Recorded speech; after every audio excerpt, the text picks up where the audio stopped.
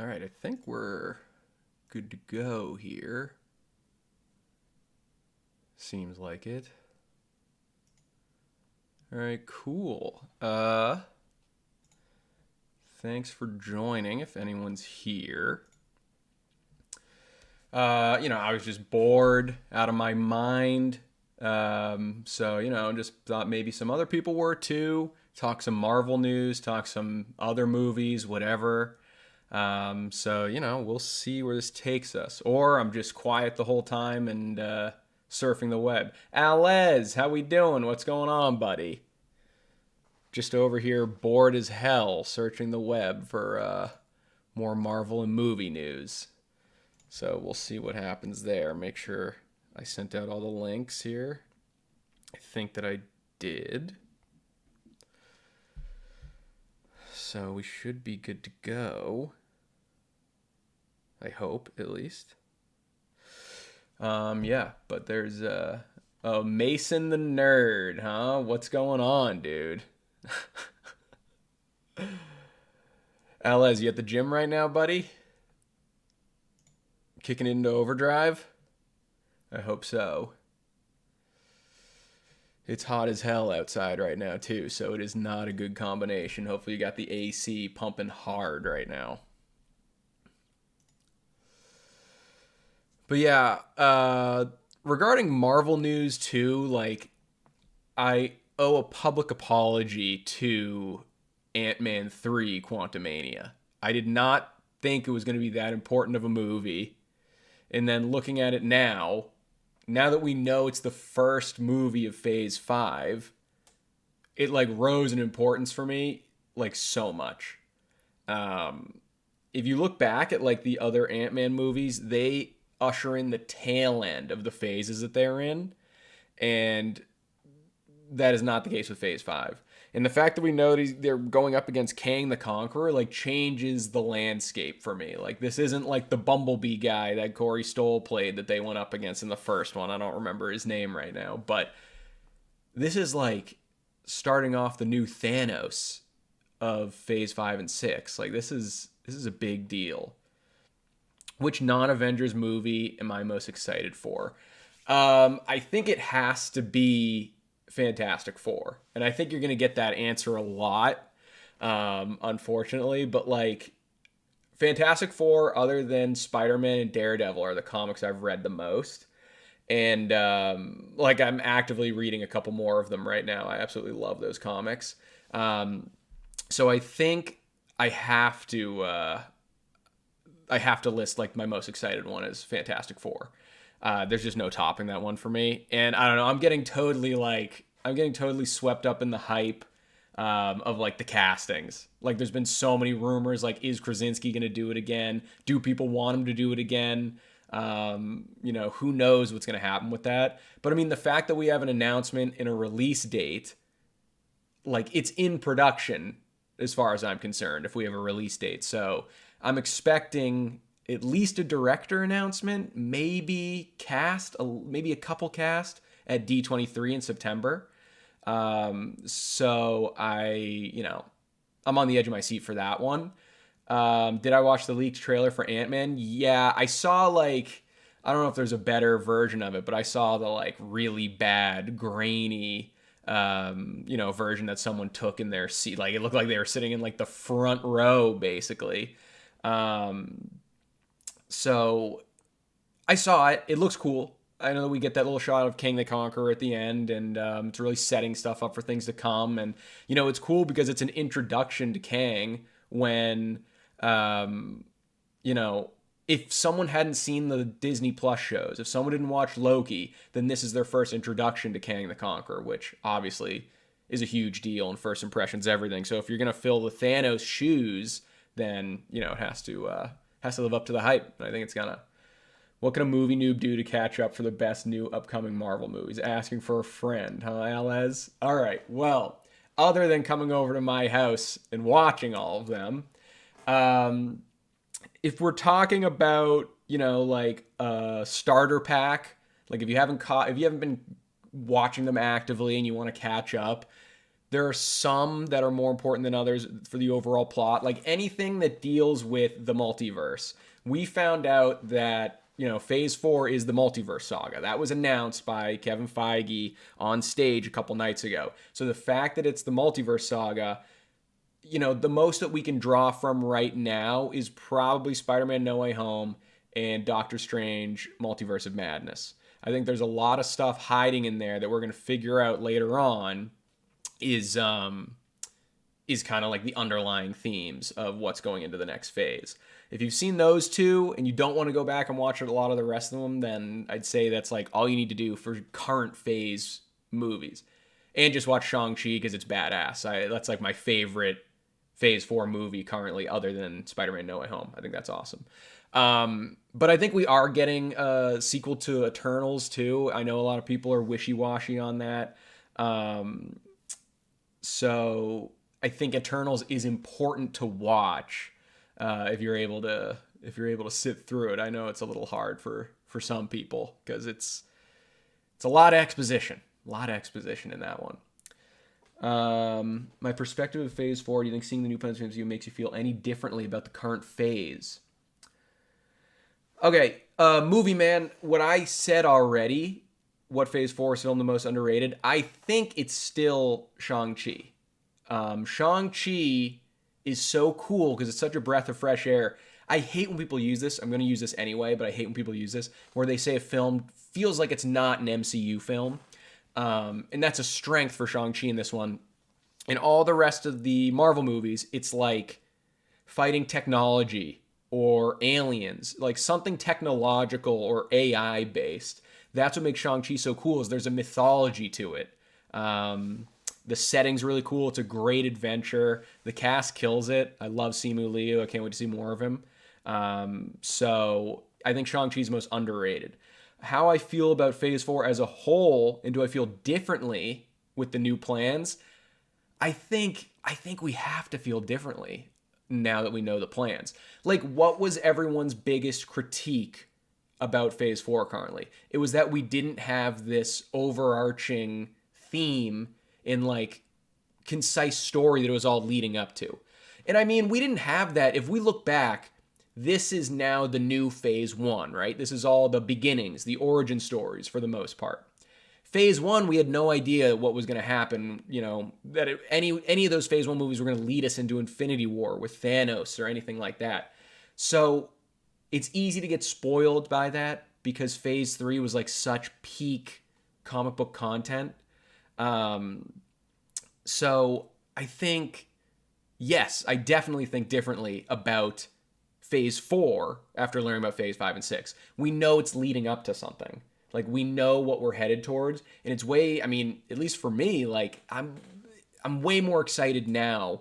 Like, okay, we've got that payoff coming, baby. Like, it's coming. It's not till 2025 with both of those Avengers movies in the same year, but it's coming. So I'm looking forward to that a lot. Fantastic Four rumors. One of them is Jason Segel playing the Thing, that he will appear in She-Hulk. I doubt it, though. So I have no idea if he's going to show up in She-Hulk.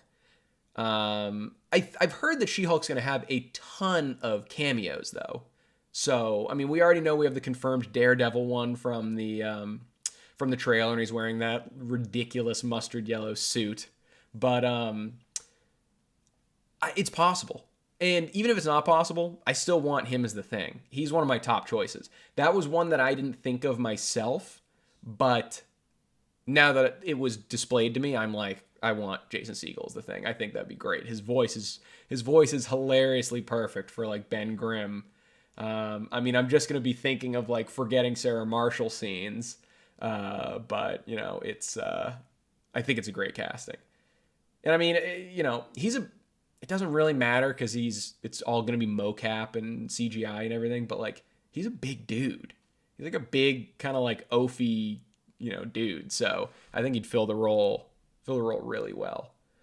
Eternals is around the middle of the pack MCU wise for me. Didn't mind Eternals at all. Yeah, people are on such different ends of the spectrum with Eternals. They love it, they hate it. I mean, you're probably in the minority there, where like you were kind of like, it's fine, don't love it, don't hate it. A lot of people are on one end of the spectrum or the other there. I have buddies that gave it 4 stars. I have buddies that gave it 1.5 stars. So it's like really across the gamut. It's just all over the place, but we'll see. I think, well, I mean, that kind of leads me to this here that I was looking at earlier today, is that, there were leaks about the trademarks for Marvel not that long ago, literally a couple days before Comic-Con. And those were correct. Those came through correct. They were the Avengers titles. There was the title for the new Captain America. It was the title for, they trademarked Thunderbolts. We already knew it was going to be called Thunderbolts. They trademarked Multiverse Saga. So these, I have no reason to believe, aren't true as well. But it kind of tells us where we're at. So, like, we're talking about Eternals here for a second. Celestial's End of Time, like, that has to be an Eternals sequel. I don't see how that's anything but an Eternals sequel. I'd be kind of surprised. I don't know what else that would fit into. I mean, that whole movie was about this, like, finding the Celestials and kind of just bending to their will and doing their bidding. And then we know what happens with Gemma Chan's character at the end, with a kind of cliffhanger thing with like one of the final scenes. So, yeah, I mean, Celestial's End of Time, obviously, the two I'm looking forward to on this list the most are Shang-Chi in the Wreckage of Time and Midnight Suns. And Mason, you're right. I did hear that too, that some could be comics. So it's like they're legitimate trademarks, but we're getting thrown off the scent a little bit because, it's not really going to be a live action movie. It's more going to be like a comic run. So in that regard, we don't know what's going to happen there. Oh, nice. We got some ridiculous spam in the chat here. I don't even know how to get that out. But yeah, it's a great time to be a Marvel fan, obviously. Let's see. How do we open this here? Get the spam out of the chat.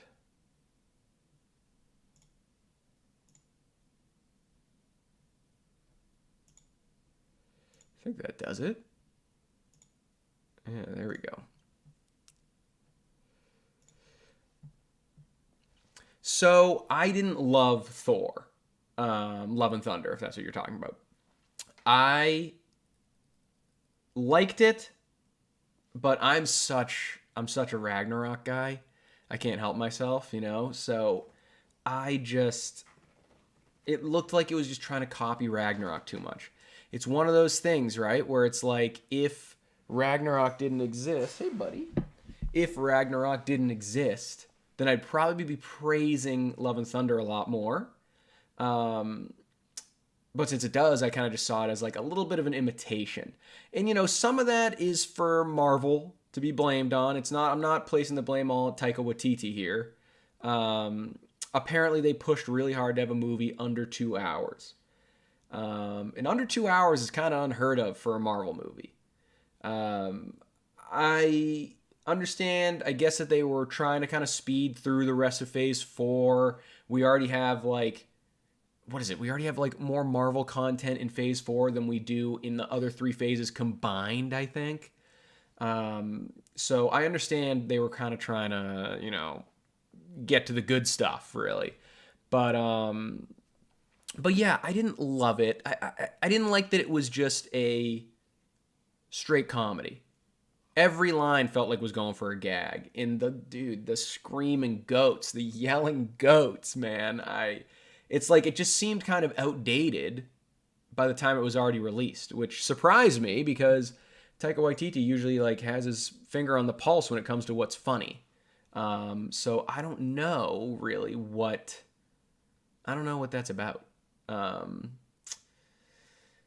But granted, I still have plenty of love for Thor. Chris Hemsworth being Thor is a great casting. One of the best movie comic book castings we've ever gotten.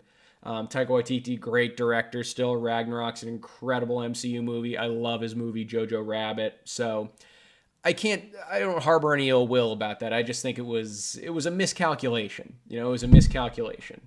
Yeah, I mean, you say you feel I was unimpressed while watching in the theater. I mean, but I had extremely high hopes. Maybe my expectations were too high. Like it might have. Ragnarok, I think, is so good that I fell into that trap. It's like the Illmatic curse, right? Like I fell into that trap of being like, okay, well, the last one was incredible, so this one's at least, if this one's at least half as good, I'm gonna be happy.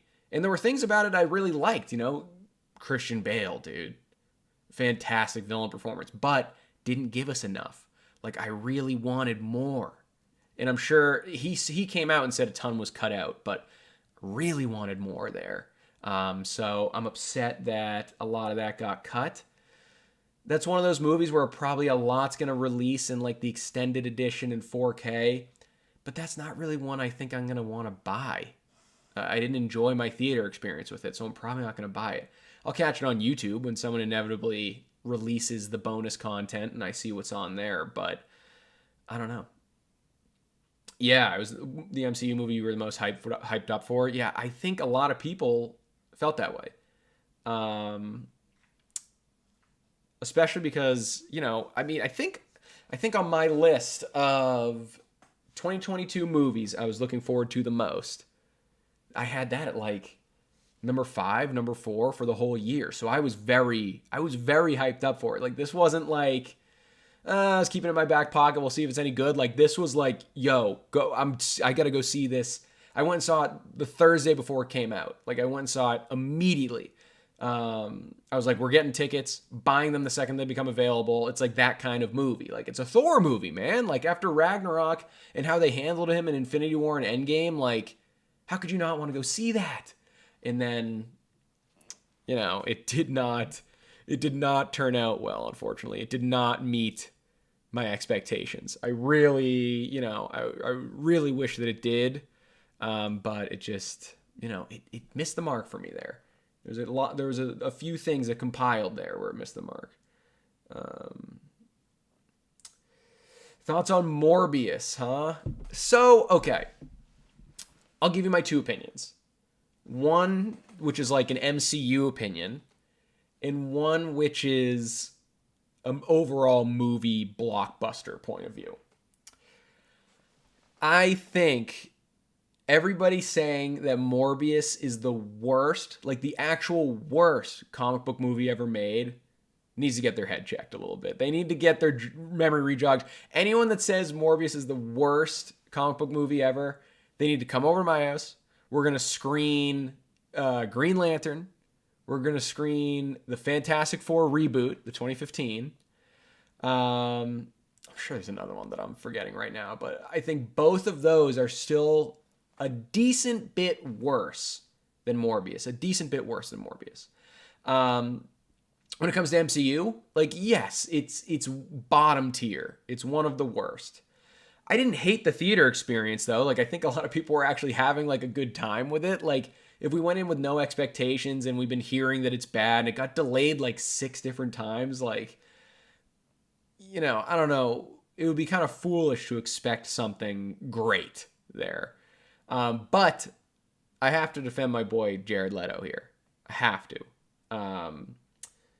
He gets a bad rap. He has a bad track record with comic book movies. His appearance in the DCEU, his appearance in the MCU, it's not good, but he's still a great actor. He's an Academy Award-winning actor for a reason. Yeah, he thought Morbius was fine. So, look, you came to the right place, though. You came to the right place, my man, with those Venom opinions.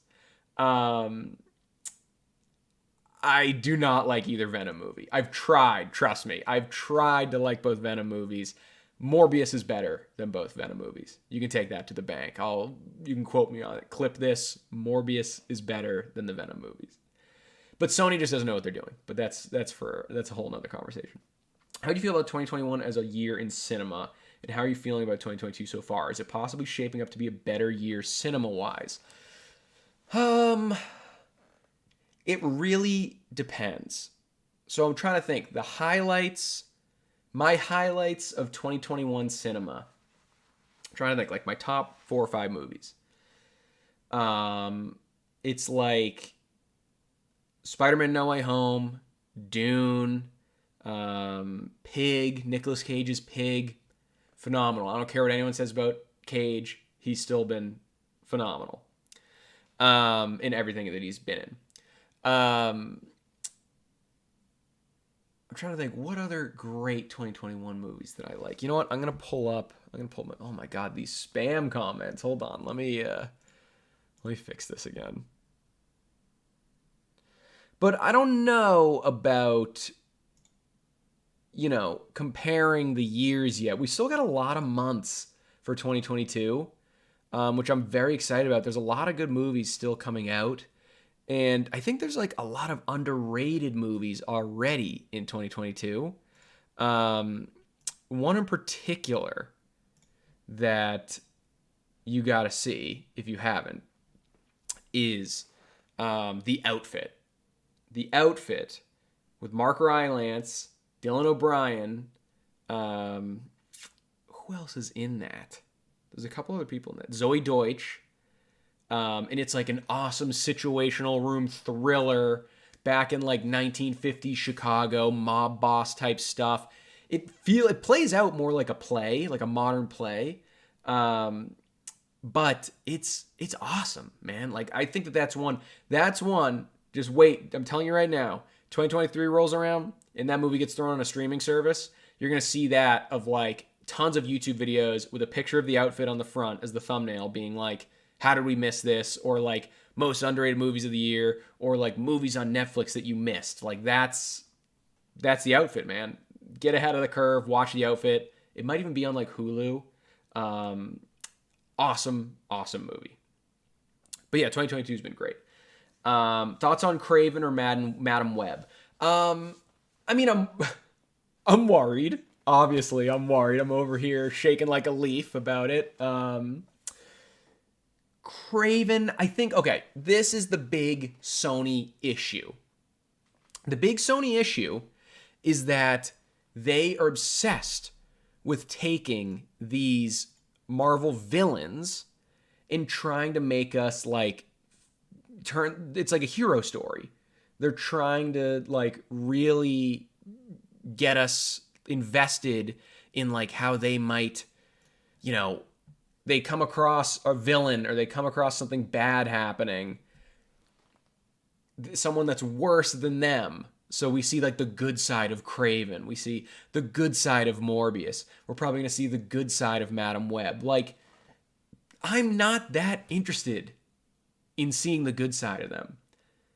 I want Craven to be like Craven is in The Last Hunt, in the comic run with Spider-Man, The Last Hunt. That's what I want to see Craven do.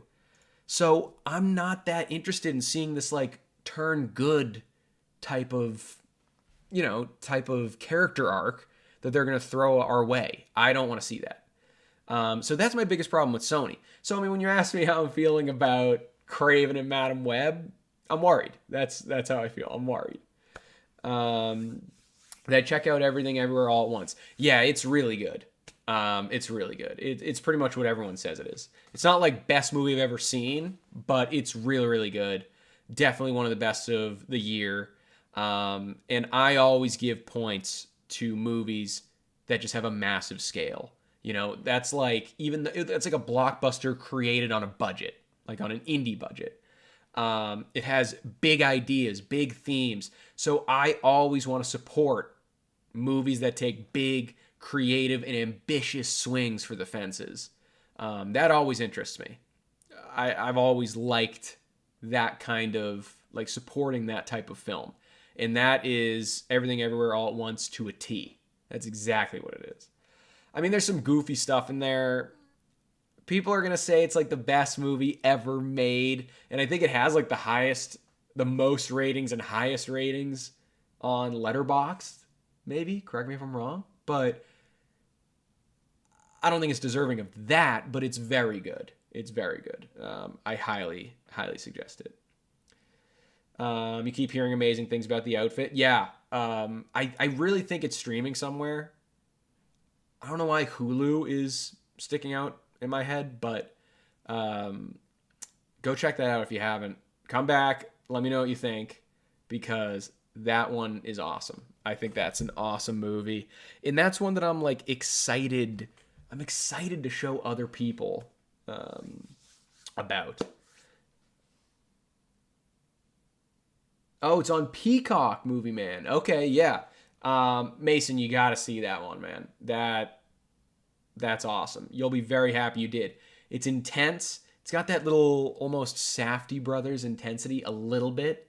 It's not filmed the same way. It's filmed like it's like a play or like a one camera situational room drama. But okay, Mason, I have watched The Gray Man.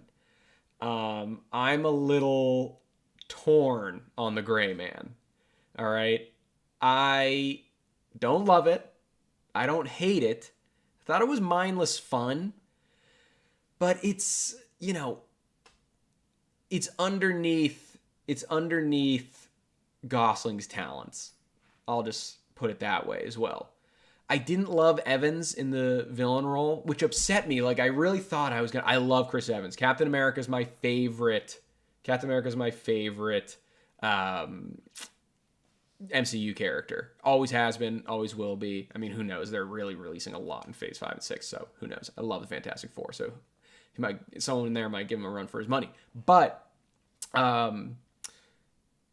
didn't love him in the villain role. And I was talking to a buddy later on that said, who would have been perfect for that role is Gerard Butler.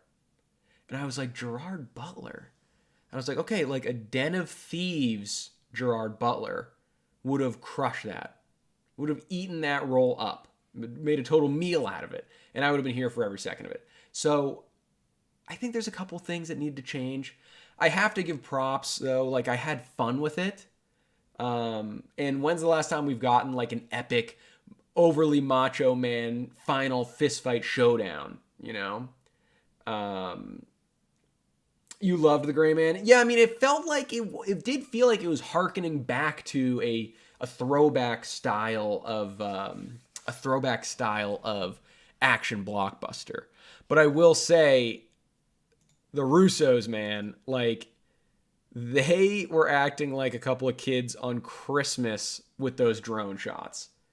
Like, it was too much. I was like, all right. Like, they needed to relax a little bit with the drone shots. I think this is a sentence that I didn't think that I would say, that Michael Bay did it better in Ambulance. If you've seen Ambulance, the drone shots in that are incredible. They're incredible.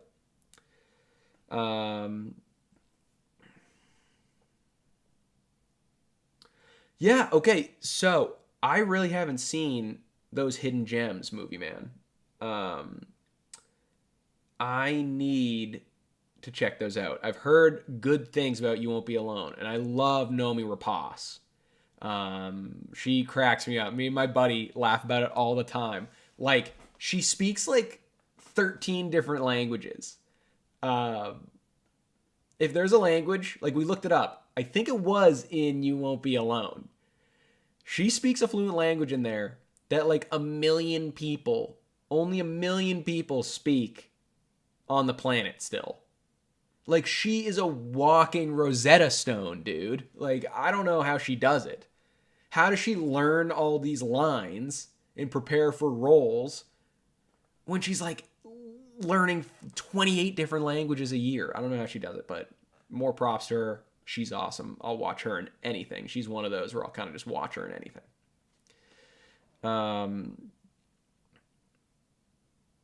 Drone shots remind me of Ambulance, and Elvis had some wacky shots too. Yeah. It seems like they're getting more popular. I don't know if the technology was like just pioneered. I think I heard something that like Michael Bay's movie Ambulance was like the first to really like not pioneer, but perfect the drone shot. And I think you got to give him props. It came out really well. I thought Ambulance was a lot of fun. Ambulance is one of those where people are like rolling their eyes like Michael Bay, and I'm like, dude, just go into it, open mind, you will have a blast. Like the way I described it to people is like, I'm like, dude, if your favorite thing in the world is that last like half hour of the town, then you're going to love Ambulance, because it's just like 2 hours of that. It's just 2 hours of constant heist. Chris Evans felt like he was playing Ransom from Knives Out. The character felt awkwardly cartoonish compared to the seriousness of everything else. I'm interested in seeing what else the Russos do. Yeah, I think Chris Evans did kind of come off as a little cartoonish. And it brought me out of it a little bit. I understand they were trying to do the comic relief type thing, and I think it was to prevent it from being like reviews of being like, oh, this movie's taking itself too seriously. So I understand that critique for sure, but I also understand why they threw in those kind of corny lines. Like, that comes with the territory, that comes with the genre. So I feel like sometimes you can't have it without it. I mean, like Bourne, in the Bourne movies, they don't really do that. They have some sick one-liners, but it's not like for comic slapstick, kind of like frat guy motif. So I think Bourne is like a great example of how to do it correctly. But I will say, I don't want to get off into like a crazy tangent here. All my friends are sick of hearing me say this. I'm a little worried about the Russo brothers. I don't know if they just struck gold with the MCU, and it was more so that the content of the scripts and the stories they were given were so epic that a lot of people could have directed it and it would have kind of still been awesome. But that movie Cherry with Tom Holland that came out last year, that was a dud. I just think that their directing style might be a little generic outside of the MCU. I don't know. I think that their directing style might be a little generic outside of the MCU. Don't quote me on it. I'm sure they're gonna come back and direct an MCU movie in Phase 5 or Phase 6. I'm sure of that. There's no way they don't. And we'll see if I have my foot in my mouth then, which I easily could. It happens to me a lot. So, my favorite mob movie. Okay, glad you asked, because my buddy has never seen this, and he's coming over tomorrow or Wednesday to watch this. I think it's the best mob movie ever made, arguably. I've got a couple that I really love. And best mob movie, in my opinion, is Goodfellas. I absolutely love Goodfellas. Has crazy rewatchability, incredible direction, great characters, fantastic script. I mean, it's just like, it's a movie fan, from a technical standpoint, it's a movie fan's like paradise. Like, that tracking shot at the beginning of the movie is legendary with Ray Liotta. R.I.P., by the way, legend. That tracking shot's the thing of directors' dreams to pull that off. Scorsese really pulled out the stops. I think that's his best directed movie. But I mean, if you also count this one, it's more of a gangster movie than a mob movie. I don't know if it's still kind of the same thing. Is Departed, which is also Scorsese, obviously. I love both of those. And I'm a Boston guy, so I have a soft spot for Departed. I think Departed is fantastic. I've watched both that and Goodfellas probably like a dozen times each. I absolutely love both those movies. But yeah, I think other mob movies that I like. I'm trying to think of like underrated mob movies. Goodfellas, your number 3. Mason, what are your 1 and 2? If Goodfellas is your number 3, I gotta know what 1 and 2 are, because Goodfellas, it's just so good. Like, I wanted it my number 1 at all times. Departed number 2, Donnie Brasco number 1. Okay, Donnie Brasco is one that I badly need to rewatch. I rewatched that I watched it for the first time so long ago, I can barely even remember it. So if you're saying it's your number 1, I'll take that as a note of homework that I got to watch Donnie Brasco again. It's been a really long time since I've checked that out. So definitely going to throw that on toward the top of the list. I'm gonna check if that's streaming anywhere. I mean, that's gotta be. Um, let's see. Donnie Brasco, huh?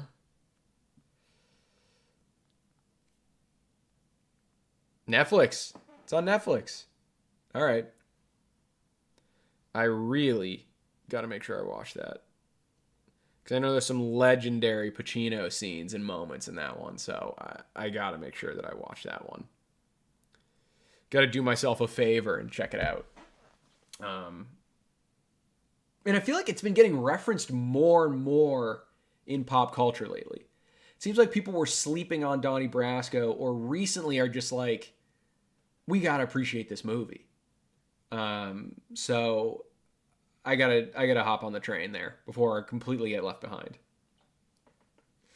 Most rewarding and challenging aspect of your YouTube journey. Okay. So I mean, rewarding, right, is like this right now, like getting people on here to interact with me and jumping in the comments section of my videos, like letting me know that this is content that they want to consume, right? Like this is my ultimate goal because I'm obsessed with talking about movies. Obviously, it's all I want to do, and every one of my people in my real life is getting sick of me. So I thought it'd be better to widen the net a little bit, so to speak, get some fresh eyes in there. My ultimate goal is to make content that I would want to consume myself. And if I'm not doing that, then why am I making stuff to begin with? So rewarding stuff is like putting a lot of work into stuff and people saying, hey, this is what I was looking for. I'm glad you made this. Or the second part is, just interacting with people. Like it kind of piggybacks off the first one, but like I just love having new conversations and I love people giving me their recommendations. I don't want to always be the one recommending stuff. Like I take everyone's recommendations seriously, and I'm always adding to my watch list. My watch list is huge. I've watched a ton of movies, but my watch list is still huge, as it always should be. I always want to have that fresh cue in my watch list that I always can go back to. Most challenging part of my YouTube journey, I don't know, it just comes in lulls, finding out what content that I want to make that I also think people would enjoy doesn't always match up. Like in March when the Batman came out, all I wanted to talk about was the Batman. And that's all I did talk about. And people loved that. And then I stopped talking about the Batman. People still wanted me to, but I was like, I loved it. I mean, I got the poster right there. I loved the Batman, but kind of wanted to try, talk some other stuff. So it can be a little challenge there. But it's all rewarding, man. I love it. I mean, no one's paying me to do anything, obviously. So it always comes from a place of passion. So always down to talk movies.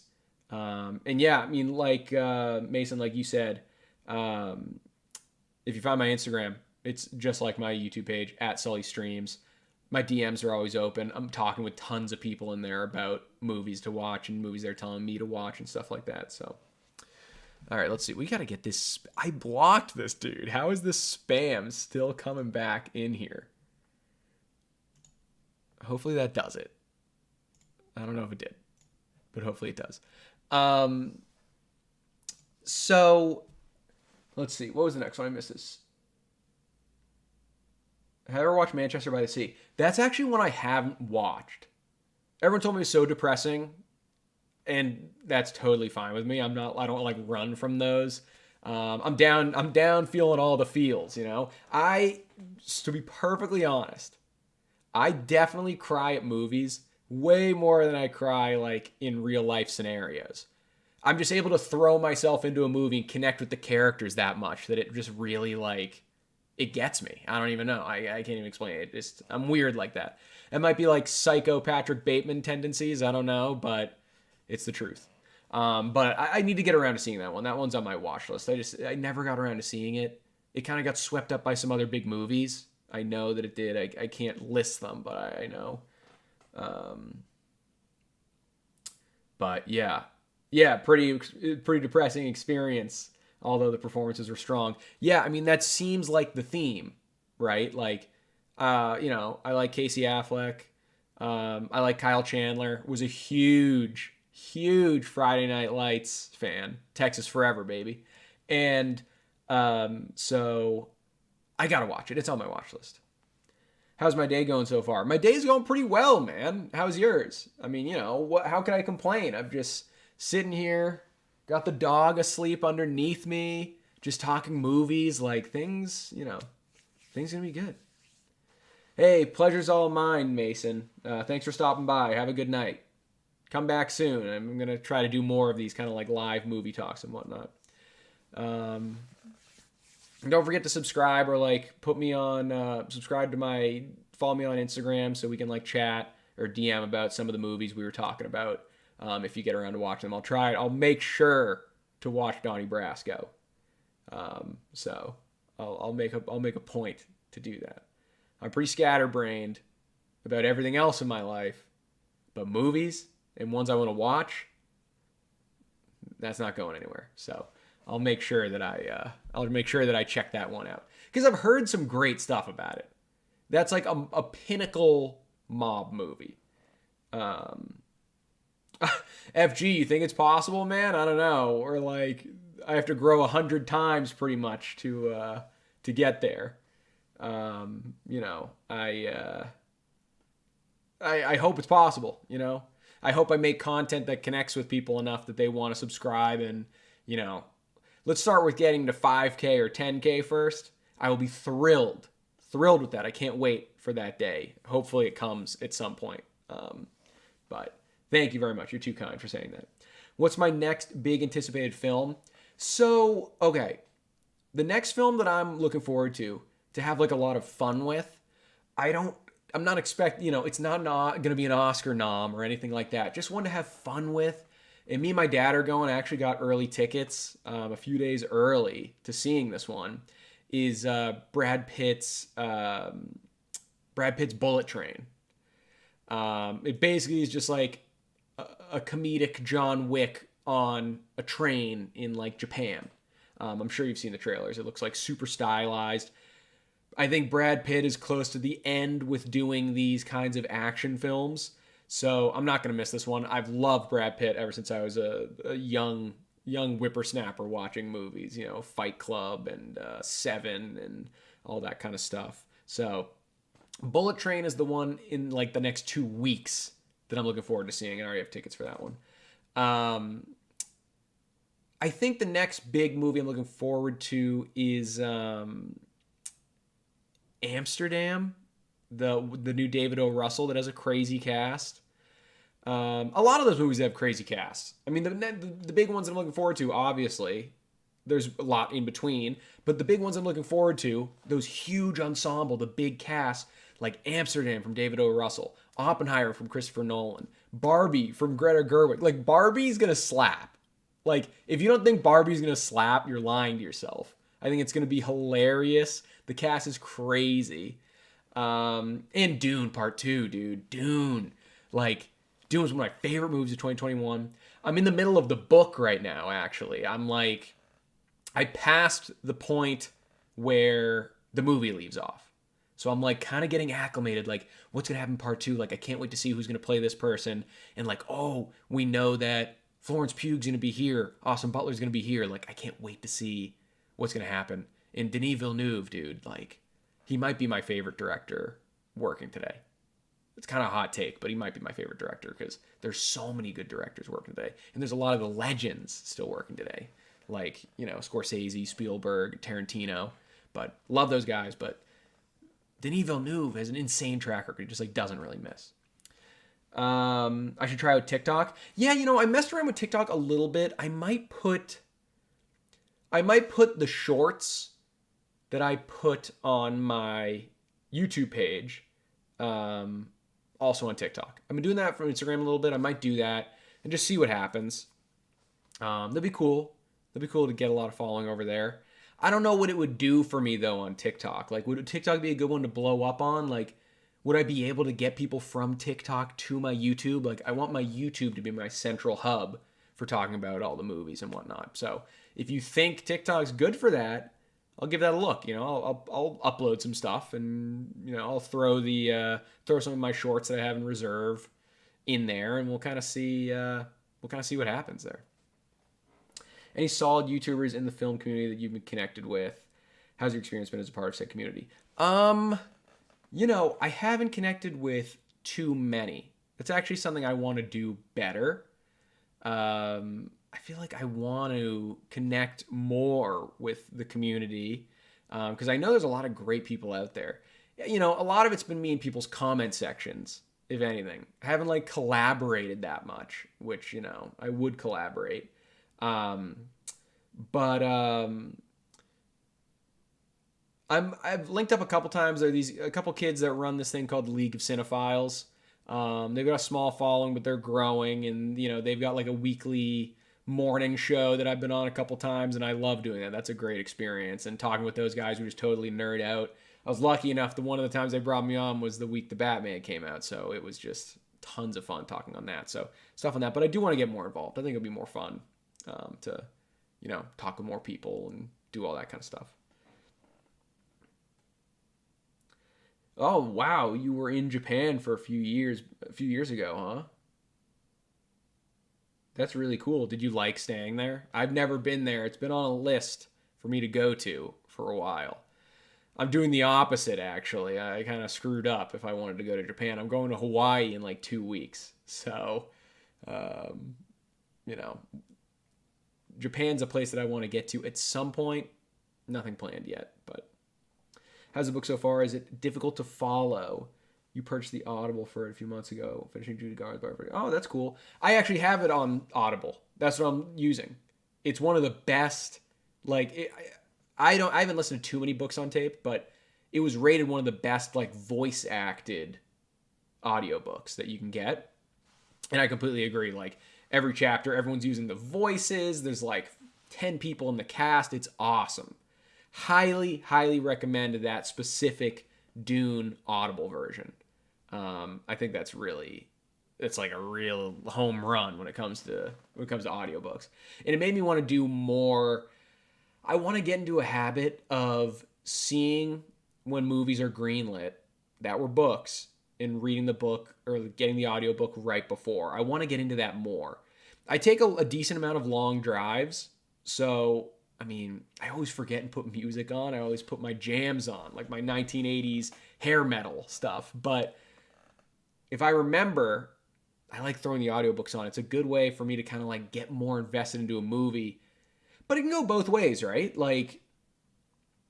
Same way that if you read the Harry Potter books before you saw the Harry Potter movies, it's you had your imagination filled in the cracks. You developed part of that story. And then seeing someone else's vision on screen could enhance that, or you could leave annoyed because it's not exactly how you pictured it yourself. But it's always good to be familiar with the source material. And I think what taught me that a lot is Marvel movies, man. Comic book movies. So much that they're drawing on. Obviously, movies come out every year about books. But a lot more people are reading comic books in general than are reading the books that get greenlit into movies. And because of that, comic books, you have the perfect source material right there. Just stay true to the source material. Usually things will be all right. Where things deviate away from the source material and take their own risks, that's when we might have some problems, unfortunately. But that was an insanely long way of saying the Audible version of Dune slaps. It's awesome. Absolutely love it. The voice cast is really good, and it's getting me really hyped up for part 2. I think there's going to be so many memorable scenes, more than the first part. So really looking forward to that. It really turned me around on Timothée Chalamet. I wasn't a huge Timothée Chalamet guy, but I think that kind of really turned me around on him. It's really beautiful cities and it's very diverse as well. So technology advanced with so many neon lights in some areas. Then super rural and green with lush plants and vegetation elsewhere. Yeah, I've heard that. So funny enough, this is like the nerd version of what you're talking about. This is like the guy that lives in his basement's version. But I have one of those programs on my computer that like gives me a new screensaver every time I log on, and it's usually from a faraway landscape. And it like you're talking about, it does tons of ones where it's like lush green forest, and it'll have a button where you can click and see where it's from, and it's always Japan. I was like, that is not how I pictured this many portions of Japan. So yeah, I'm definitely added to my list. I definitely wanna go. All right, so we're reaching like the 50-minute mark. If you guys are new here, please hit that like button to try and get this out to more people. It just helps with the algorithm to kind of push this out to a larger audience. And don't forget to subscribe if you enjoy the stream, just so we can keep talking movies all the time. Because it's like I'm driving the people in my real life crazy with how much I want to talk movies. So if I can widen the audience, get some fresh faces in there, that'll help a lot of people around me. We'll just say that. But very happy to have you guys here with me. But yeah, I do need to go to Japan. I think Japan would be a really cool place to go. It's been on my list for a while. I want to go to Japan. Never been to Spain. I really haven't been to much European area stuff. So I want to do that at some point. We'll stick with Hawaii first. That's already going to take me forever to get to in a couple weeks. So we'll see where that goes there. But yeah, I do want to travel more. I definitely do want to travel more. No. So I don't own a single Criterion Collection movie. I need to get on that. I know people love collecting those. And I don't know if you've ever seen that account. I really like. I ran a promo with him and a little giveaway with him before. His account's Films at Home. His name's Jeff. And he is a big physical media guy. He's obsessed with physical media. He's always reviewing 4K cuts, Dolby Atmos sound, that kind of stuff. And he, I think, loves the Criterion Collection. And I know a lot of people do.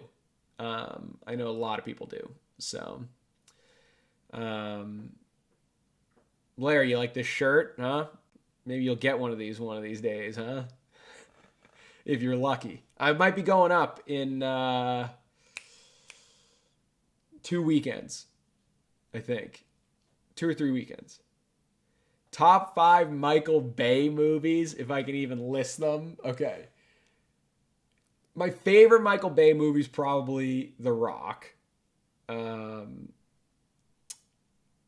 Arguably just for the Nick Cage line, can we cut the chit-chat? A-hole. Absolutely legendary. And you get some classic Connery in that one as well. Never complain about that. Number 2, controversial take. And you probably already know this about me, Larry. I love Pain and Gain.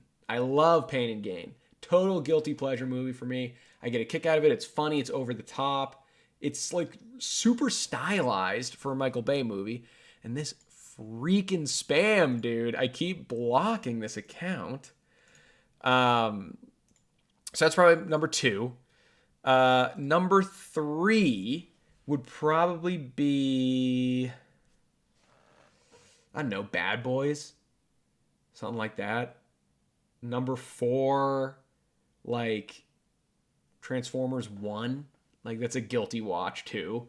Classic Shia LaBeouf flick. And number 5, I mean, I'm trying to think, what else did he do that I was a fan of? I don't know.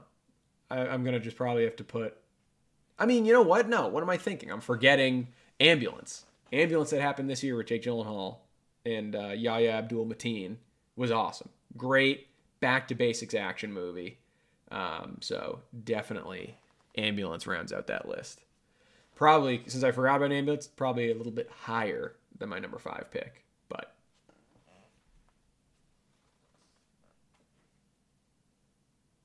yeah, I definitely want to go to Spain. I have a buddy, he just got home. He was honeymooning over there. So he said it was awesome. And I'll have to pick his brain a little bit more about the spots that he was at, but I've heard great things. Kevin Spacey's most influential role has been so far. You can probably take the so far off the end of that because I don't know if he's coming back really anytime soon. But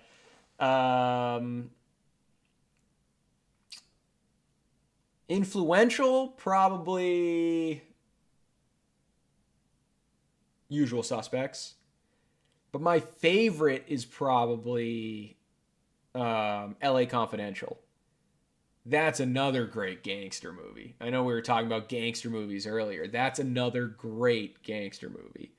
LA Confidential is phenomenal. It's him, Guy Pearce, Russell Crowe, Danny DeVito. Awesome cast. Like 70s LA, 70s LA kind of stuff. You can't beat that setting. So I think, my favorite would probably be LA Confidential. I don't know. Inspiring, influential, we'll leave it at that. I don't think that's kind of splitting hairs at that point. So, inspiring, I'll also leave as Usual Suspects. Or, it's kind of, I wouldn't put inspiring or influential behind this because of the type of character he plays, but obviously he's great in Seven as well. It's a fantastic role for him. And that was an awesome little, didn't know he was in it until the end type role. So that was cool that he was able to kind of, even though he was there behind the camera, I know, going back and rewatching it now, it's so obvious, but that's a pretty cool one for sure. So I think that would have to be my answer. It's definitely a good one. It's one of Fincher's best by far. So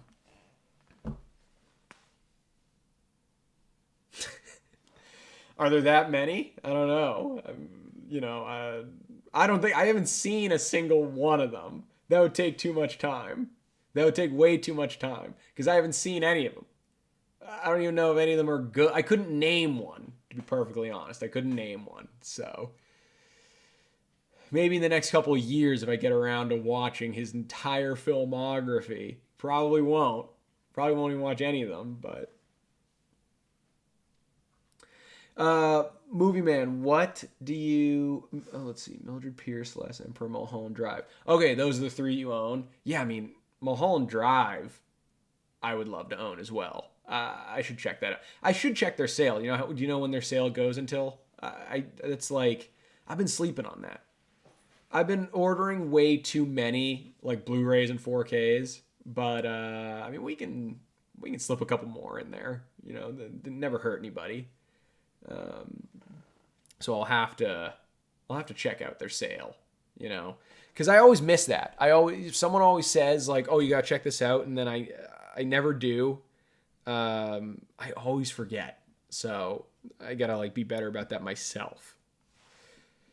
Hopefully I do. I'll try to check it out. I'll try to check it out this time before this sale ends. So no promises, of course, because I just said I'm pretty bad at it, but yeah, I'll try to check those out. I know people love those. And I know they're supposed to be fantastic iterations of the movie. Like, they look great. They're supposed to be fantastic cuts. So I definitely want to check them out. It's just been a forgetful thing. It hasn't been. I always kind of forget to check out some of that stuff. And that account I was talking about earlier, Films at Home, that goes over all of the physical media releases and 4Ks and Dolby Atmos and everything. He digs deep into a lot of the more boutique restoration and film cut places. And that is where the cool stuff really is. Like, I actually have one right here from Arrow Video. One of my absolute favorite movies. I just picked this up the other day. True Romance. Love this movie. Absolutely love this movie. And had to get this one when I saw they were releasing like a special edition 4K. Still haven't rewatched it on that cut yet. But I saw his review. He said it was fantastic. Tons of bonus features and that kind of stuff, behind the scenes looks. So that is the kind of stuff that I'm interested in. Like owning my little private collection of films that not only do I love, but like they have those really sweet special features and bonus stuff, because I am obsessed with learning about everything about the movie making process of specific films that I love. There's always cool stuff to learn, and always interesting little tidbits that pop up from like behind the scenes, where something goes haywire, or someone doesn't show up, or someone gets sick, or someone's overbooked, and they just make it work. And it ends up, a lot of times, more often than not, it ends up being like a legendary part of the movie. Like, the scene in Raiders of the Lost Ark, my favorite movie of all time. The very famous scene where the sword fighter guy comes up to Indy and he just shoots him. That comedic moment, which is legendary in the movie now, was all because Indiana Jones, Harrison Ford, had the runs. He couldn't do a fight. He was like he had food poisoning. So they just said, hey, why don't I shoot the guy? And it ended up being one of the most famous moments of the movie. So I love that behind the scenes stuff. 50% off at Barnes & Nobles until the month is over. Yeah, for a few special films. Yeah, I'm the same way. I've got a little cabinet, like my little media cabinet over there. It can only fit so many films. And I have to cool it because I've already liked a lot of 2022 movies, and I bought some of those already. I already got The Batman. I'm trying to think what other recent ones I got from this year. Oh, The Unbearable Weight of Massive Talent, the Nick Cage movie. I already bought that. And I'm buying Top Gun Maverick the second it releases on 4K. I can't help myself. Because I got a good sound setup and TV over here that's one of those where I'm going to be popping that disc in all the time. If someone somehow hasn't seen it and they're coming over to my house, Top Gun Maverick. All the way up, volume all the way up. Like, that's one that I will watch endlessly. I've already seen it like 3 or 4 times. So that's one for me. Need it on 4K. Can't help myself. Yeah, okay. So about the restoration process, it's really cool because that account, he started a podcast where he'll bring in people that worked in the industry to restore films and cuts of films, like you were saying.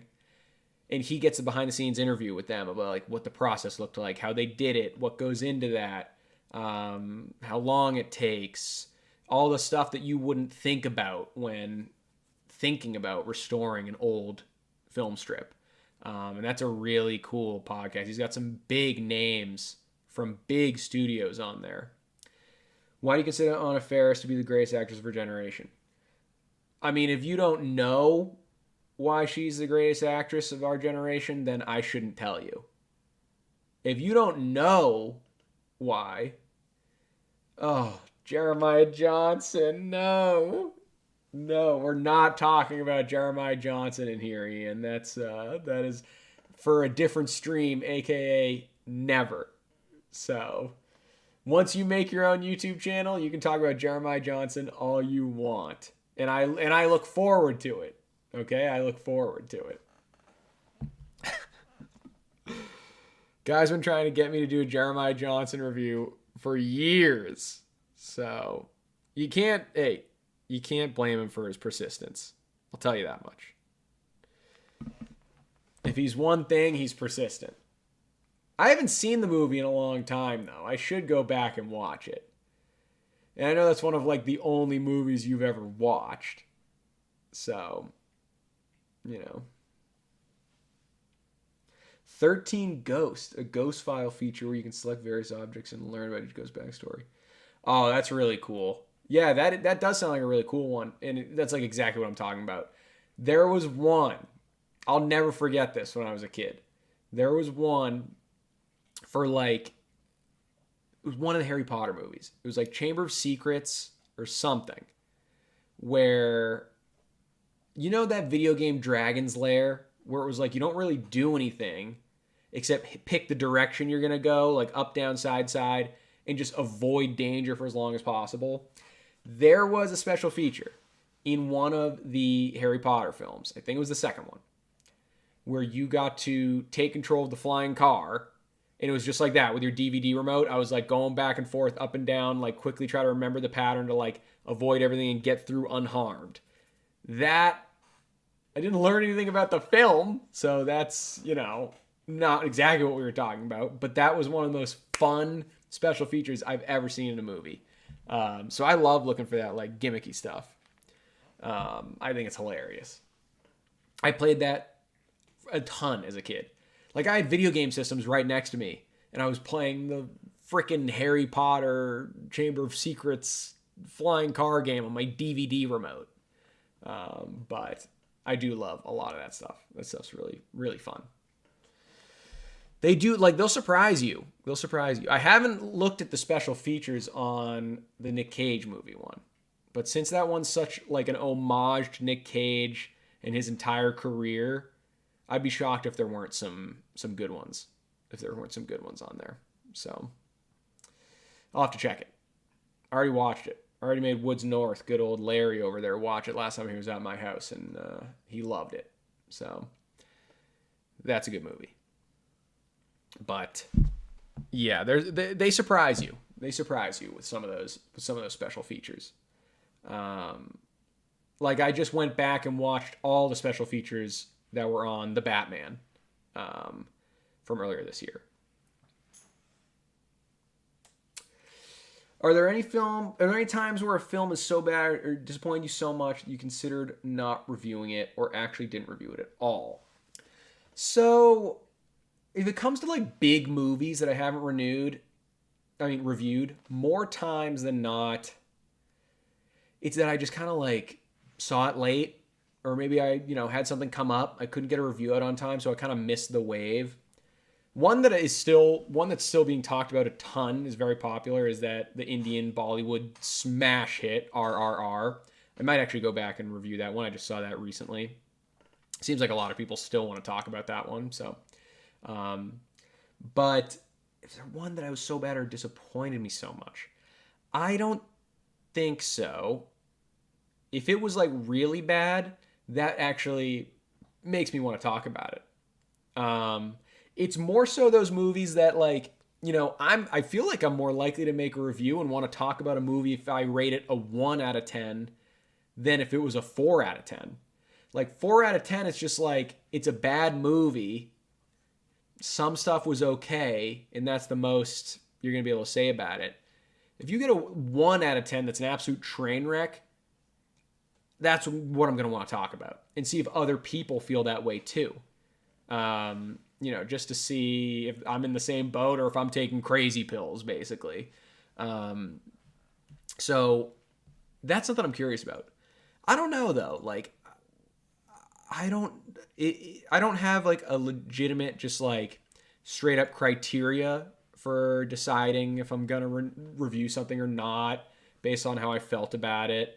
Because sometimes like movies that I would think like are very divisive, those ones are ones that are very fun to talk about.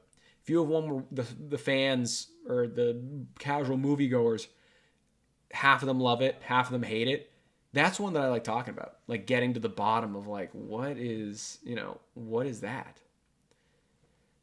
TV aquarium on Finding Nemo's DVD, various backgrounds on screen with actual sounds playing.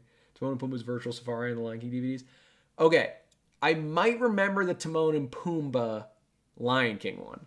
I don't know if I remember the Finding Nemo one. I don't know if I actually owned that one on DVD. But both of those sound exactly like the Harry Potter one. Exactly like the Harry Potter thing I'm talking about. So, yeah, you know exactly the good stuff here. I'm talking to a seasoned veteran if you're talking about the Finding Nemo and Lion King DVD special features. That goes way back. But yeah, that Harry Potter one was an absolute riot. Like my friends would come over when I was a little kid and I would say, just wait, this is going to blow your mind. Try this. We'll turn on the PlayStation 2 in a second. You got to try this. Trust me. And they always got a kick out of it. Or who knows? Maybe I'm just making myself remember it that way. I always got a kick out of it. I'll say it that way. But yeah. Oh. You out and about? What's going on? What's going on, huh? Yeah, there you go. You had a good old nap in? Good. But yeah, I mean, there's some good movies coming out the next couple weeks. Like I said, I'm really looking forward to Bullet Train. I'm hoping that's good. I heard some rumors of people that saw it early that said it was really good. So that's one that I'm interested in for sure. And like I said, I already have tickets, so looking forward to that. And I'm just a Brad Pitt fanboy. I have been for a long time. So hopefully that's a good one. I think that should be. Right, Pace? She agrees. You can go back to bed. I'm not keeping you up. I'm not keeping you up. Good girl. So I'm trying to think. I mean, if there's any more kind of Marvel news that's been sneaking out a little bit. I mean, a lot is coming out. Talking about D23 predictions and all that kind of stuff. You know, I have a pretty set idea of what I think is going to pop up in D23 when it comes to announcements and all that. We obviously get that Ant-Man and the Wasp trailer that was screened. I think we get Werewolf by Night announced. I think we get X-Men or Mutants movie announced. I think we get an update on Deadpool 3. And I'm praying, like I already said, Fantastic Four, director, and cast. Honestly, you give me that, I'll be happy with anything. I'll be happy with anything if at D23 they give me Fantastic Four, cast, and director. We'll see, though. I might be barking up the wrong tree. Do I have Apple TV? Gotten it recently, but trying to figure out where to start. I've heard great things about Severance and Ted Lasso. Okay, Ted Lasso is great. Not tons of substance and depth to it, but like very feel good. You'll be happy the whole time you're watching it. You know, I mean, that's necessary. I feel like there hasn't been a show like that in a long time. Where like, sure, you're not like obsessed with crazy character development and cliffhangers, but it's literally just a wholesome show. Like, and that has its place. That definitely has its place in today's landscape. Severance, I'm not all the way done with. It definitely is one of the best new shows of 2022. I'll tell you that right off the bat. It's definitely one of the best new shows of 2022. I would put it up there with, I don't know if you're watching any of these, but I also loved The Terminal List on Amazon Prime. And The Bear on Hulu. Absolutely love those TV shows. Those round out, I think, like the best new shows. I'm trying to think what else. Peacemaker on HBO. That would probably take out my number 4. And number 5, that animated show, The Legend of Vox Machina from Critical Role, that D&D show. Incredible animated show. Those are my top 5 TV shows of the year. But yeah, I know there's a lot of stuff, not a lot of good stuff on Apple TV that I haven't watched yet. I like Taron Egerton. It's Ray Liotta's last performance in that show, Blackbird. Haven't watched any of that yet. I'm waiting to start that one. I've got too many shows going on right now that I'm doing, or that I'm watching. So that one's on the back burner, but have heard very good things about all the performances in that one. So I want to check that one out too. Been on board with Brad Pitt since Interview with the Vampire, both disturbed and intrigued by that film at a young age. Which reminds you see the new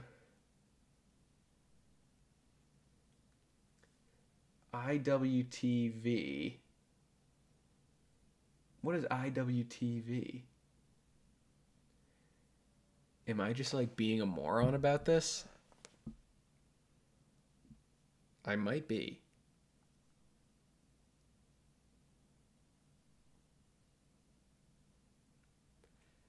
What is IWTV? I don't know what that is, to be perfectly honest. Um, oh, you're talking about Interview with the Vampire. There's a show, right? Yeah, I heard that. I haven't seen anything about it. Um, that's not a movie that's particularly stuck with me like that much. So I'll check it out if it gets good reviews for the show. I haven't seen anything about it. Literally nothing. I don't know who's in it. I don't know if they're just doing the same thing that was in the movie, plot wise. Like, I know nothing about it. But like I said, if people say it's good TV is good TV. I'm always there. I'm always down. So if it turns out that it ends up being pretty good and stand on its own 2 feet, then then I'm happy to give it a look. Obviously, I hope it's good. Movie's good. Movie's kind of like weirdly becoming like not iconic, but like notorious. People have been talking about it more recently for some reason, even before the show was announced. It probably helped get the show greenlit because people were talking about the series a little bit more, or talking about the movie a little bit more. That probably helped greenlight the series. But no, it's a long way of saying I have not seen the trailer for that yet. So I'll probably try to check it out at some point, but have not seen it yet. I'm trying to think. I think there was like, are there any more movies that they're turning into shows? Like, I know they did that with What We Do in the Shadows, which I've heard good things about. I haven't seen any of the show, but yeah, if they're doing that with Interview with a Vampire, it's like it's an interesting dynamic. I don't know how it's gonna play out. It's gonna be interesting to look at, right? Because like people were getting fed up with rebooting movies. And now it seems like what they're trying to do is they're just going to take movies and turn them into TV shows so they can say that like, well, we didn't technically reboot it. So, I guess we're okay. Helmer, what's going on, dude? How are you? Good to have you in here. Just talking random movie news, Marvel news, you know. Hey, you know how I feel about Gray Man. I'm a little concerned about the Russo brothers. I'm not gonna lie. You already know that. I think that their directing can come off as a little generic. Like I was a little worried that the content of Winter Soldier, Civil War, both Avengers movies they directed, the content and story were so epic that a lot of people could have directed those. So that I'm worried a little bit. I'm a little worried that I think the Russos aren't as good as I thought they were. I don't know. I could have my foot in my mouth later on. The Gray Man was fine. The Gray Man was a step back in the right direction for their action directing. That kind of got me a little bit more back on board from a directing like action fight scene standpoint. I didn't even watch that Tom Holland movie, Cherry, that they came out with last year. I heard that was total dud. Total dud. So, I don't know about that. Does The Ring of Power count, or is that technically a book adaptation? I don't know. I would probably count that, even though it's a different story, and it's happening in a different age when it comes to Lord of the Rings and Middle-earth. I mean, you know, those movies are so revered. The original Peter Jackson movies are so revered that people reference the movies more so than the books. So I think that there are some people out there that are saying, we don't want this TV show because it's going to tarnish the movies. Not, we don't want the TV show because it's going to tarnish the books. So that's just an interesting thing to think about.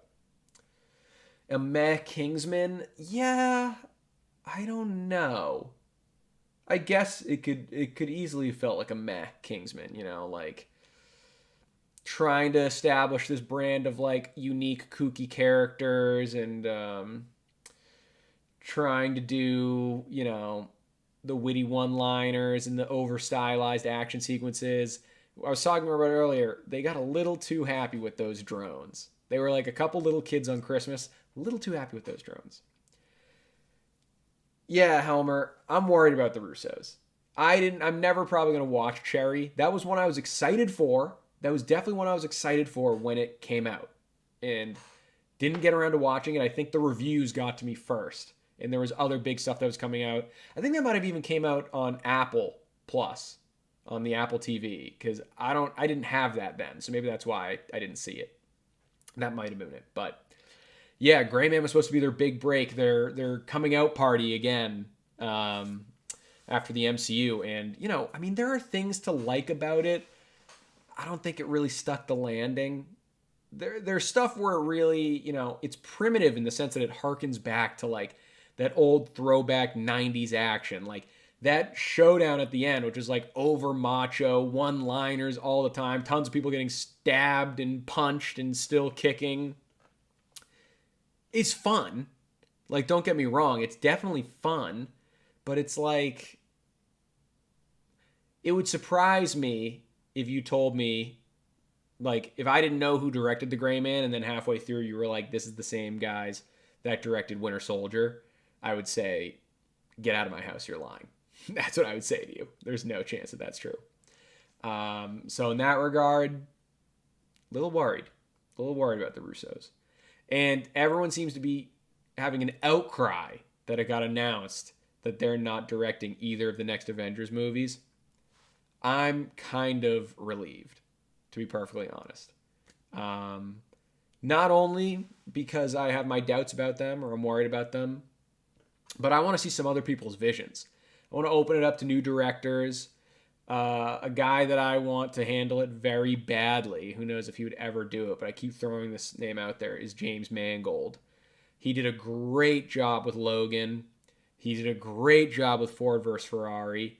And hopefully, because Raiders of the Lost Ark is my favorite movie of all time, hopefully he's about to do a killer job with Indiana Jones 5. So, I think James Mangold would, I think that would be awesome choice for the next two Avengers movies, or at least one of them. Give me one of them. Give me Secret Wars by James Mangold. Yes, Obi-Wan. Definitely tons of cooks in the kitchen. Like, that was a culmination of, 12 years of stories. I don't know how much say they had in these director choices outside of camera angles and what was going to be CGI, what was going to be mocap, what was going to be practical, which, everyone saw the movie. Almost nothing was practical. Other than those decisions, I don't know. Without saying anything bad about the Russos, they gave us three of the best MCU movies, unmistakably. So can't knock them at all. But a lot of people could have directed those, I think. It really culminates. It's really culminating 12 years of a story. So how much of a say do you actually have if you take over the reins, so to speak, and it's already been 12 years in the making? So that's kind of how I feel about that. Once again, super long way of saying, little worried about the Russos. Wish that I wasn't. Wish that I had the rose-colored glasses on still, and I was very pro-Russo, but, I want to see James Mangold do it. That's my vote. So, we'll see. Clearly Disney and Marvel are cool with him because of Logan and, various other properties that he's handled. He's shown that he can do very big scale movies and very small character driven movies. So very much anxious, but looking forward to how he does with Indy 5. Indy 5 is by far one of my most anticipated movies of next year. How can't it be? Raiders is my favorite movie. So Indy 5, rooting for you, baby. Hope it happens. So, anything's going to be better than 4. Let's just Let's just talk that for a second. Anything's going to be better than 4. So, I don't know. Mangold at the helm, he does some great stuff. So, really hope to see some good stuff out of him with Indy 5, and I hope he gets a nod for Avengers. It might make sense. Indy comes out next year, so he would have the time to sign on, unless he's got a ton of other projects already lined up. You know, Indy 5 come out in late 2023, I think it is. We're talking 2025 for 2 Avengers movies, so he could get to work on it like that. So I think it'd be a good natural choice. Like I said, no idea if it's going to happen. Hope that it does. No idea if it's going to happen. But a guy can hope, right? Like, I don't know. Because, I mean, there's so many questions with Marvel now, with all the announcements they've given us. It's one of the most exciting times to be a fan. Also one of the most concerning times to be a fan because of how all this stuff can turn out and how Phase 4 ended up being. But do you think that Netflix is in decline? I know that they're still a household name, but I think the multiple series cancellations, raised prices, and decreasing quality content is turning people away.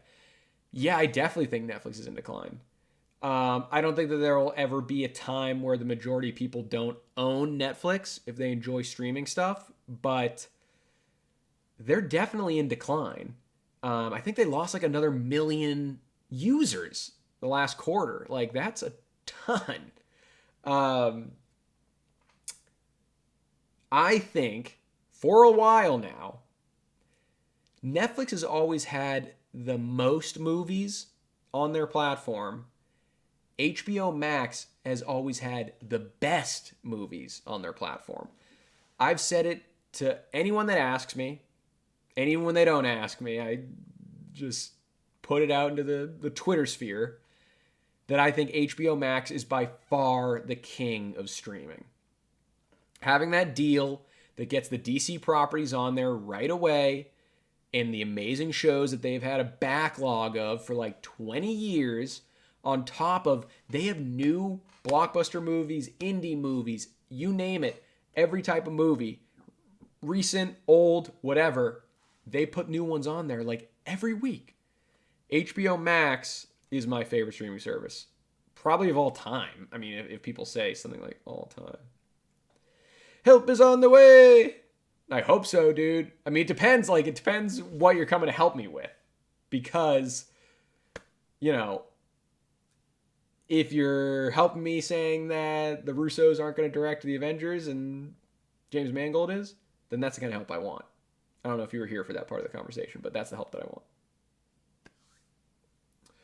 So, you know, I think HBO Max is the king of streaming. And I think it will continue to be that way for a little while. Netflix has gone down in my book a couple ways. Everything else has actually gone up in my book a little bit. I think HBO Max has gone up a considerable amount. Hulu has gone up a little bit because they've been pumping out some nice shows and some nice original movies. And we have Prey, the Predator prequel that happens in like Native American times that looks awesome. Heard fantastic things from Comic-Con about that. That comes out next week, I think next Friday. So they've been stepping up their game. So I think that, you know, I think that HBO Max, that's the one to watch. And that's the one I would suggest if people are saying, I can only have one, what would I have? HBO Max. Do I believe scarecrows will take over the planet? No, I don't believe scarecrows will take over the planet unless we run out of corn.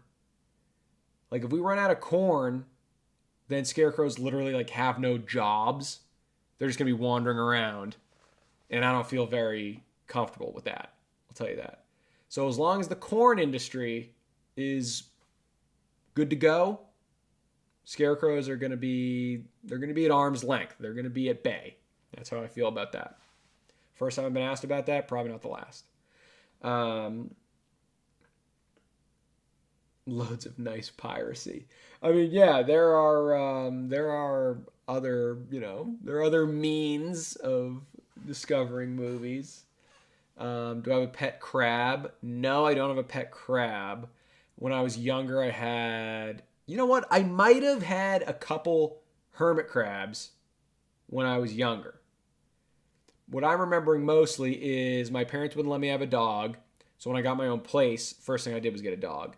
But the pets I was allowed to have were like weird pets that would be in a cage. We're talking like gerbils, we're talking like frogs, we're talking fish, like tanks and cage kind of stuff. Because I was never allowed to have a dog. So that's why I got a dog immediately. Wizard's never late, huh? He arrives exactly when he needs to be. Is it that the line? When he needs to be? Or when he intends to be?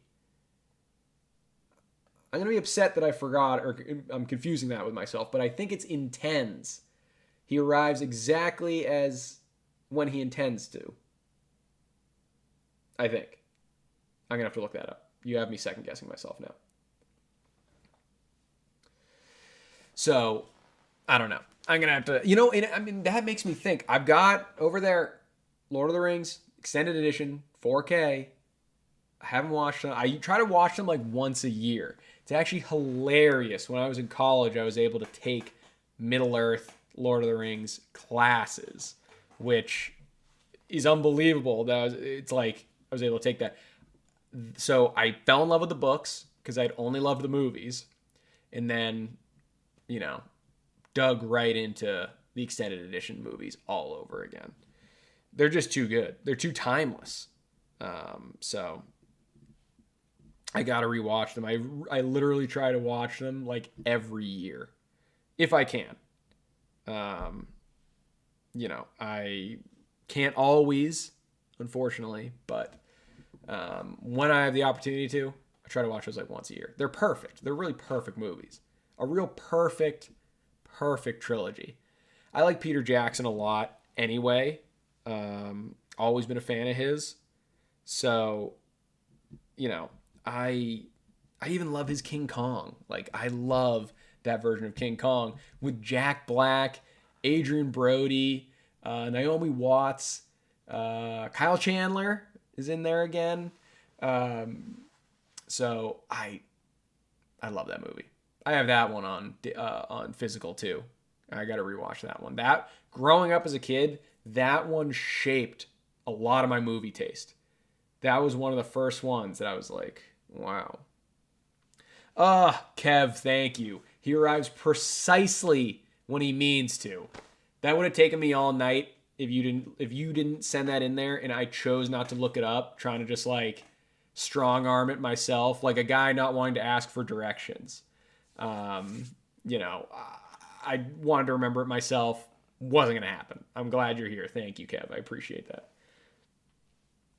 Yeah, Movie Man, thanks for dropping by. Really appreciate you coming to chat. I'm going to try to do some more of these live things, get some more of my videos out soon. I've got a busy couple weeks coming up. One of my buddies is getting married, then I'm going to Hawaii, so I'm going to try to get some stuff out, but we'll see how I can make it happen. But I hope I can. Also, guys, if you're new here, do me a favor, hit that like button, subscribe if you haven't already. It gets this out to more people.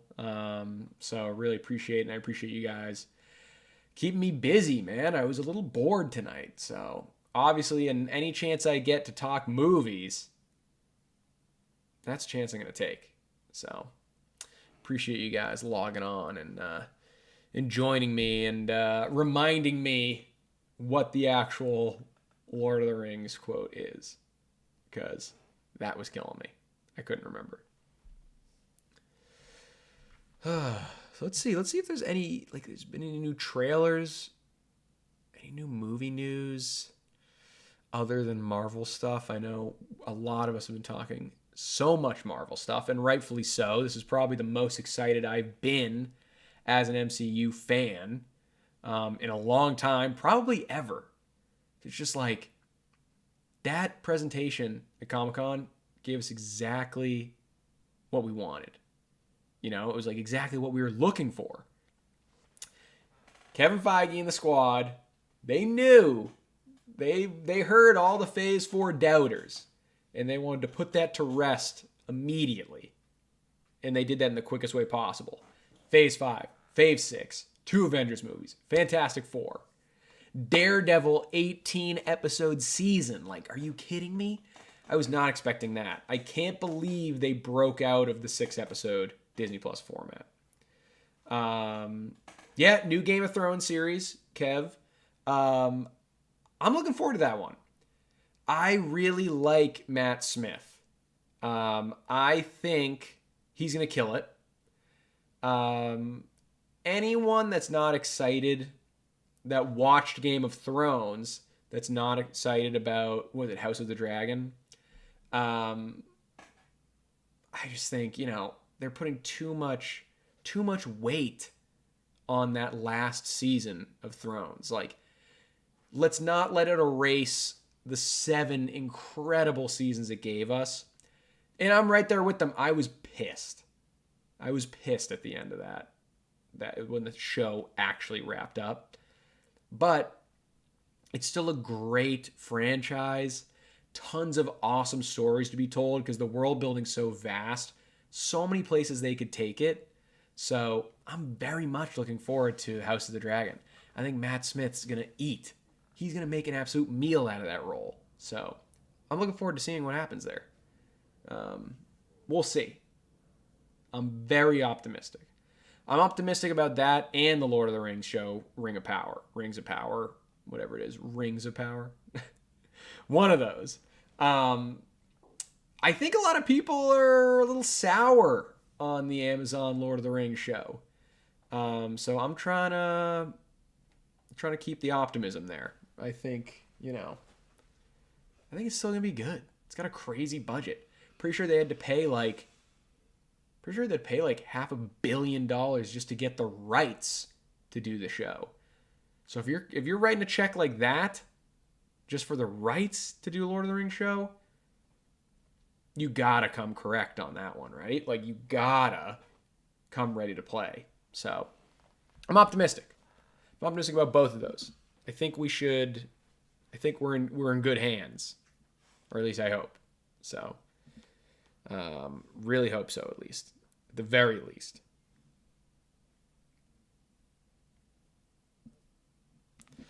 But I could be wrong. We won't know. We won't know until a little bit. Or at least if there's early reviews coming out. I think, what is it? Game of Thrones is August and Rings of Power is September, I think it is. So it's going to be quite the month for fantasy fans. I'll tell you that.